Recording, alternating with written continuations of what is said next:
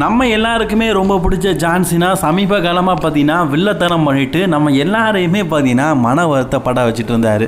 John சீனாவுடைய கடைசி வருஷம் இதே தேவையானு. ஆனால் கோடி ரோட் ஒன்று சொல்லியிருந்தார், எனக்கு ரியல் ஜான் சீனா இப்போ இருக்கிற ஜான் சீனா கூட மேட்ச் வேண்டாம், ரியல் ஜான் சீனா கூட மேட்ச் வேணும் அப்படின்னு. ஸோ அதுக்கு ஜான் சீனாவும் அக்செப்ட் பண்ணிட்டாரு. இன்றைக்கி நடந்து முடிஞ்ச மண்டே நைட்ராவும் நீங்கள் பார்த்துருப்பீங்கன்னு நினைக்கிறேன். நான் பாரு கோடி, நீ ஆசைப்படுறது ரியல் ஜான் சீனா தானே, இந்த அக்டோபர் 1 நான் பழைய ஜான் சீனாவாக மாறிட்டேன் அப்படின்னு சொல்லிட்டாரு. அது மட்டும் இல்லாமல் த சாம்ப் இஸ் ஹியர் அந்த வார்த்தையாக இருக்கட்டும், ஃபேன்ஸ் மத்தியில் அந்த கை கொடுக்கறதா இருக்கட்டும், ஏன் கோடி ரோட்ஸுக்கே கை கொடுக்கறதா இருக்கட்டும், இந்த மாதிரி பழைய ஜான்சனை மாதிரி பண்ணிட்டாரு. என்ன ஃபேஸ் லுக் மட்டும் இன்னும் கொஞ்சம் ஹீல் லுக் இருக்குது. ஏன்னா அந்த ஹீல் லுக்கு கண்டிப்பாக சம்மர்ஸ்லாம் வரைக்கும் தேவை அப்படிங்கிறதுனால அந்த லுக்கை மட்டும் மாற்றாமல் வச்சுருக்காரு. அஃபிஷியலி நம்ம ஜான்சனை பார்த்திங்கன்னா பழையபடி ஃபேஸ் தானா மாறிட்டார். ஆனால் லுக்கை நீங்கள் ஒன்று கவனிச்சிங்களான்னு தெரியல, கோடி ரோட்ஸோடைய முகமாற்றம் மட்டும் கொஞ்சம் மாற்றங்கள் தெரிந்தது. ஒருவேளை அந்த ஆள் ஏதாவது ட்விஸ்ட் அண்ட் டர்னிங் சம்மர் ஸ்லாமில் பண்ணுறாரான்னு தெரியல. இப்போதைக்கு ஜான்சனை பொறுத்த வரைக்கும் அவர் அஃபிஷியலி சொல்லிட்டார், ஆகஸ்ட் 1 நான் இதுக்கப்புறமா ஃபேஸ் ரெஸ்லர் அப்படின்னு. ஸோ இதுக்கப்புறமா நம்ம ஜான்சனை பார்த்தீங்கன்னா ஹீல் ரெஸ்லர்ஸ் கூட சண்டை போடுவார். எனக்கு தெரிஞ்சு இந்த நியூஸை கேட்டு ரொம்ப சந்தோஷப்பட்டது ஆட்ருத்துன்னு தான் நினைக்கிறேன். ஆட்ருத் இதுக்கப்புறமா தேவையில்லாமல் ஜான்சனை கூட சண்டை போட வேண்டிய அவசியமும் கிடையாது. டோட்டலி சொல்லணும்னா இன்றைக்கி ஃபேன்ஸ் மத்தியில் இவங்க இப்படி ஒரு சான்ஸ்னா ஒரு ஃபேஸ் அண்ட் கேரக்டர் ஆனது ஒரு சந்தோஷமான ஒரு விஷயமாக தான் இருந்தது. உங்களுக்கு எப்படி இருந்தது? அண்ட் கோடி ரோட்ஸ் லுக்கை பார்க்கும்போது அந்த ஆள் தான் ஏதாவது ட்விஸ்ட்டு கொடுப்பாரோ அப்படிங்கிற டவுட்டும் இருக்குது.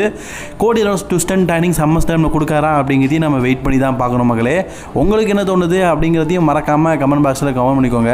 என்னை பொறுத்த வரைக்கும் கோடி ரோட்ஸ் மேலே டவுட்டாக தான் இருக்குது. மேபி கோடி ரோட்ஸ் ஏதாவது ட்விஸ்ட் அண்ட் டர்னிங் பண்ணாலும் பண்ணலாம். உங்களோட கருத்துக்களை மறக்காமல் கமெண்ட் பாக்ஸில் கமெண்ட் பண்ணுங்கள். சம்மர் டைம் நாளைக்கு நடக்குது, பட் ஆனால் இந்த மேட்சை அஃபிஷியலி டே 2 தான் கன்ஃபார்ம் பண்ணிக்கிறாங்க WWE. இன்றைக்கி ஸ்மாக்டவுனுடைய கடைசி அப்படிங்கிறதுனால சம்மர்ஸ்லாம் மூமெண்ட்டெல்லாம் பண்ணாங்க, அது நல்லா தான் இருந்தது. குறிப்பாக இன்றைக்கி யுனைடெட் சாம்பியன்ஷிப் மேட்ச் பார்த்திங்கன்னா டைட்டில் டிஃபெண்டாக இருந்தது. நான் சொன்னது உமன் டிவிஷனில், மென் டிவிஷனில் தான் போயிட்டு இருக்குது. பட் ஆனால் உமன் டிவிஷன் எங்கே போச்சுனே தெரில.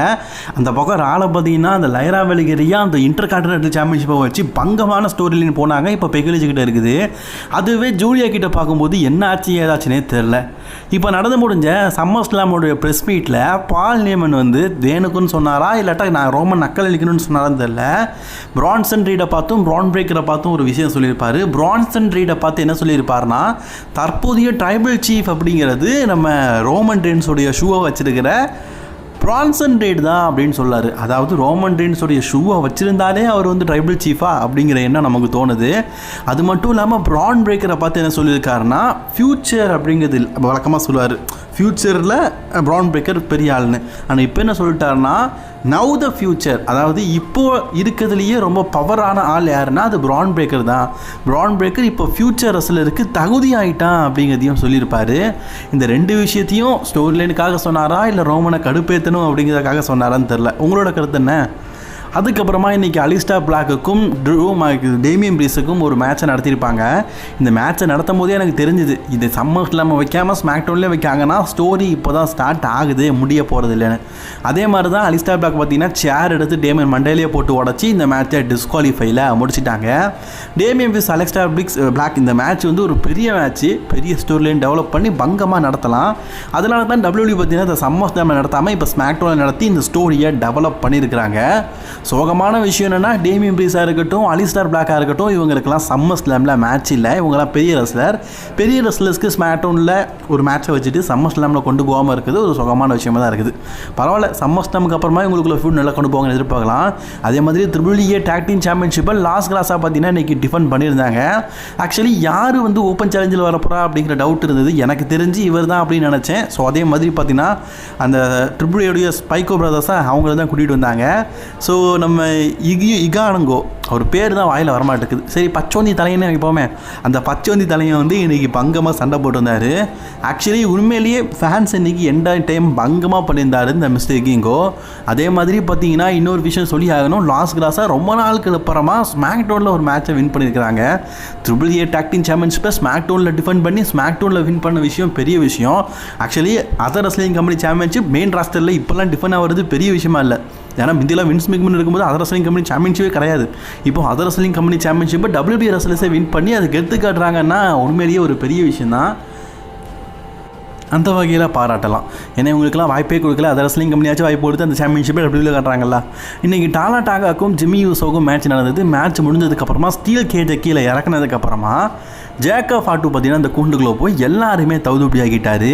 நீங்கள் ஒன்று கவனிச்சிங்களா தெரியல, சம்மர் ஸ்லாமாக இருக்கட்டும் ரெசல்மியாக இருக்கட்டும், அதுக்கு முன்னாடி ஒரு ரெஸ்லர் வந்து டாமினேட்டாக இருக்கிறாங்கன்னா அவங்க சம்மர் ஸ்லாமில் தோக்குற மாதிரி இருக்குது. இது எக்ஸாம்பிளுக்கு கோடியோட ஸ்டோர்லையும் சரி, இப்போது ஜான்சனா ஸ்டோர்லையும் சரி. ஸோ அதே மாதிரி மேபி எனக்கு தெரிஞ்சு ஜேக்கப் ஃபாட்டு சம்மர் ஸ்லாமில் தோப்பாரோ அப்படிங்கிற டவுட் இருக்குது. அண்ட் காய்ஸ் அதே மாதிரி இன்னொரு விஷயம் சொல்லி ஆகணும், டாமா டாங்கா வந்து ரிட்டர்ன் ஆகிறதுக்கு ரெடியாக இருக்கிறாரு. நம்ம ஆல்ரெடி சொன்னது தான், டாமா டாங்கா சம்மர் ஸ்லாமில் ஜேக்கப் ஃபாட்டுக்கு எதிராக கூட வரலாம், அல்லது அவர் கூடவே சேர்ந்து வரலாம். ஒன்று சோலோ சிகா கூட வரணும், இல்லை ஜேக்கப் ஃபாட்டுக்கிட்ட வரணும். இப்போ இன்னொரு நியூஸ் என்னென்னு கேட்டிங்கன்னா, சில்லா ஃபாட்டுவை டபிள்யூபிள்யூ பார்த்தீங்கன்னா கூட்டிகிட்டு வர போகிறாங்க சம்மர் ஸ்லாமுக்கு. இது ஒரு சர்ப்ரைஸ் டெபியூட்டாக இருக்கும். அதாவது சோலோ சிகாவை பக்கம் இத்தனை பேர் இருக்கிறாங்கல்ல, ஸோ யாருமே எதிர்பார்க்காத நேரத்தில் சில்லா ஃபாட்டு வந்து ஜேக்கப் ஃபாட்டுக்கு ஹெல்ப் பண்ணும் வந்தார்னா அது ரொம்பவே பெரிய ஒரு ஹைப்னஸாக இருக்கும் அப்படிங்கிற மாதிரி சொல்லப்பட்டிருக்குது. ஜேக்கப் ஃபாட்டு கூட வரலாம், சோலோ சிகாவை கூட வரலாம். சோலோ சிகாவை கூட வந்தால் நல்லாயிருக்கும். ஏன்னா ஜேக்கப் ஃபாட்டு வந்து கரெக்டாக பார்த்தீங்கன்னா சோலோ சிகாவுக்கு அடுத்த இம்ப்ரெசிவ் அப்படிங்கிற மாதிரி இருந்தார். ரோமனுக்கு அடுத்தது கூடவே சோலோ சிகாவாக இருந்தார். சோலோ சிகாவை கூட ஜேக்கப் ஃபாட்டு கூட யார் இல்லாமல் இருக்கிறாங்க. மேபி இவராக கூட இருக்கலாம், அல்லது சோலோ சிகாவை கூட இருந்தால் கூட நல்லா தான் இருக்கும். ரிட்டர்ன் ஆனால் நல்லது, இல்லாட்டா ஒன்றும் இல்லை. அதே மாதிரி இன்றைக்கி ஸ்மாக் டவுன் முடிஞ்சதுக்கப்புறமா ஊசோஸ் வந்து ரீயூனியனாக இருக்கிறாங்க. Jimmy and J the Usos, அந்த வார்த்தையை கேட்டு ரொம்ப நாள் ஆச்சுல. ரெண்டு பேருமே சேர்ந்து ஒரு டாக் டீம் மேட்ச் பார்த்தீங்கன்னா இன்றைக்கி நடந்து முடிஞ்ச ஸ்மாக் டவுன் ஹேர் ஆஃபில் மோதிருக்காங்க. யார் கூட மோதிருக்காங்க தெரியுமா? டபிள்யூடபிள்யூ ரா பிராண்டில் இருக்கிற ரா கரண்ட்லி சாம்பியனாக இருக்கிற ஜட்ஜ்மெண்ட் டே கூட மோதிருக்கிறாங்க. அதில் Jimmy and J Usos win பண்ணியிருக்கிறாங்க. காய்ஸ் சமீபத்தில் ஊசோஸ் வந்து டாக் டீம் சாம்பியன்ஷிப் பண்ணுவாங்க, ரா பிராண்டு போக போகிறாங்க அப்படிங்கிற மாதிரிலாம் சில நியூஸ் இருந்தது. இப்போது இப்படி ஒரு மேட்சை வேறு நடத்திருக்கிறாங்க. அண்ட் சம்மர் ஸ்லாமில் இப்போதைக்கு செட்டு எப்படி இருக்குது அப்படிங்கிற செய்தி கிடச்சிருக்குது, அதை நீங்களே பாருங்கள். சம்மர் ஸ்லாமுடைய செட்டு அஃபிஷியலி பார்த்தீங்கன்னா நீங்கள் இப்போ பார்க்குறீங்கல்ல, இந்த மாதிரி தான் இருக்குது. பார்க்கறதுக்கு எப்படி இருக்குது மறக்காமல் கமெண்ட் பாக்ஸில் கமெண்ட் பண்ணிக்கோங்க. எனக்கு பார்க்கறதுக்கு நல்லா தான் இருக்குது. உங்களோட கருத்துக்களை மறக்காமல் கமெண்ட் பாக்ஸில் கமெண்ட் பண்ணிக்கோங்க. அண்ட் அதே மாதிரி பார்த்தீங்கன்னா அடுத்த செய்தி நம்ம யாரை பற்றி பார்க்க போகிறோம்னா சம்மர் ஸ்லாம் ரிட்டர்ன். இப்போ சம்மர் ஸ்லாம் ரிட்டர்னில் ஃபேன்ஸ் அதிகமாக எக்ஸ்பெக்ட் பண்ணி பார்க்குறது தி ராக்கு ஒரு வேளை ரிட்டர்ன் ஆகுறாரு அப்படின்னா சம்மர் ஸ்லாமுடைய டே 2ல் ரிட்டர்ன் ஆகிறதுக்கு சான்ஸ் ரொம்ப அதிகமாக இருக்குது. ராக் ரிட்டர்ன் ஆனார்னா கண்டிப்பாக ஜான்சனா கூட ஒரு ஃபியூட் வரலாம். அதனால் ராக்கோட ரிட்டனை வந்து பயங்கரமாக ஃபேன்ஸ் வந்து சம்மர் ஸ்லாம் டே 2ல் எதிர்பார்க்குறாங்க. அதே மாதிரி பார்த்தீங்கன்னா இன்னொருத்தரோட ரிட்டனையும் ஃபேன்ஸ் எதிர்பார்க்குறாங்க அப்படின்னா beast incarnate Brock Lesnar WWE பக்கம் வரதில்லை, பேன் பண்ணி வச்சுருந்தாலும் சர்ப்ரைஸ்லி டபிள்யூபிள்யூ பார்த்தீங்கன்னா சம்மர் ஸ்லாம்லே Brock Lesnar return, Roman Reigns return அப்படின்னு சொல்லிட்டு ஒவ்வொரு வருஷமும் ரிட்டன் பண்ணி சர்ப்ரைஸ் காட்டுறாங்க. அந்த வகையில் மேபி ப்ராக் லெஸ்னரை இந்த வருஷம் சம்மர் ஸ்லாமுக்கு ரிட்டன் ஆக வச்சு சர்ப்ரைஸ் பண்ணலாம் அப்படிங்கிற செய்தி தான் இருக்குது. இது அஃபிஷியல் நியூஸ் இல்லை. வந்தால் நல்லா தான் இருக்கும். வந்தால் சில் பண்ணுங்கள், வராட்டா நியூஸாகவே விட்டுருங்க. வந்தால் ப்ராக் லெஸ்னர் ஃபேன்ஸ் எல்லாம் கையில் பிடிக்க முடியாது, அவ்வளோ சந்தோஷப்படுவாங்க. சரி நடக்குதா இல்லையா அப்படிங்கிறத வெயிட் பண்ணி பார்க்கலாம்.